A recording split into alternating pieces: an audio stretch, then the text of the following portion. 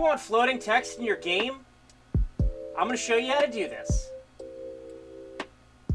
To start, you want a floating text script. This script relies on Unity's text component, so require component is added on top. You want to capture how fast the text moves, when it'll go away, and how fast the text fades. You need current speed for handling the text actually moving in real time. Move speed handles how fast the text moves, end time handles when the text will disappear, and fade speed is how fast the text fades. You want to be able to reference the text component, so text, color, and position can be modified. Using this setup function, we can assign those values. In addition, we want to reset our current time in case we reuse this game object instead of destroying it. And then this is where we assign all of our values. When you want to fade out your text component, you need to modify its color alpha. In this function, you are modifying the color by fade speed and reassigning the color back to the text component. When the text component is invisible or the color alpha is 0, we can tell the script to remove this text in the game scene. This allows you to move the floating text at runtime by the variable move speed. And you also want to tick every frame current time. So when we reach our end time, the text fades out. Once the text is faded out, you destroy it. Hey everyone, quick side note. It's fine to destroy game objects, but if you're creating and destroying a lot of objects, especially if you have a lot of floating text in the game, I highly recommend checking out object pooling. Now I've already made a tutorial for it, and you'll see it in the description of this video, and I also have it in a card that should be appearing above me. So now that we have our floating text component done, we now want to create a static helper class. With this helper class, we can call ScrollingCombatText.create and pass in the appropriate parameters, which will be text, color, and position.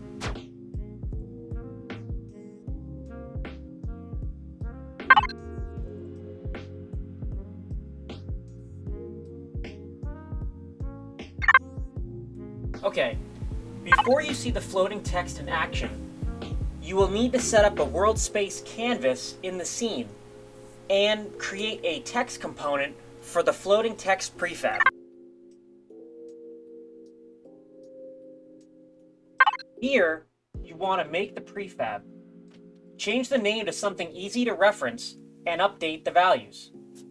You may have to adjust the values as you go to make sure the font looks crisp. Adjust font size and scale for best results. Also, make sure to add the floating text script to the new component. Then drag and drop into a folder in your assets hierarchy to make the new prefab. And you may want to adjust scale. So now that we have our floating text prefab, let's add the ScrollingCombatText script to this WorldSpaceCanvas. Then we want to drag and drop the floating text prefab onto this variable right here. Then drag the WorldSpaceCanvas onto here. And then we also want to drag the main camera to this variable. And then our setup's done. So at this point, let's make a script where we can actually create the ScrollingCombatText.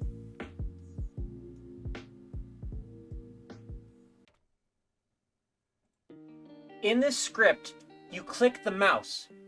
It will cast a ray, and if it hits a collider, show ScrollingCombatText.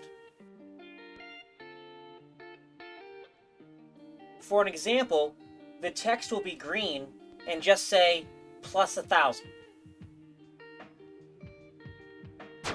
Alright, so now that we have all of our scripts done, let's go ahead and add the Raycaster script to an object in the scene. We're going to drag on the camera, and then in order to click something, let's add a new game object, like a cube. Or actually, let's do a capsule. Okay, make sure the capsule has a collider on it. And now, when we hit play, all you have to do is click this capsule, and then you should see some scrolling combat text. Actually, let me make this a little bit bigger so you can see it. There you go. And if let me drag down the capsule so you can see it better. And now it's going to say plus 1,000. And there you go, and it fades out after a certain amount of time. Hey, thanks for watching this video. If you found it helpful, please subscribe to the channel. And if you have any comments or questions, please post it down below. I also published a website. The link is right here. And I also have a written tutorial of this video as well on medium.com. Link is in the description. Have a good one.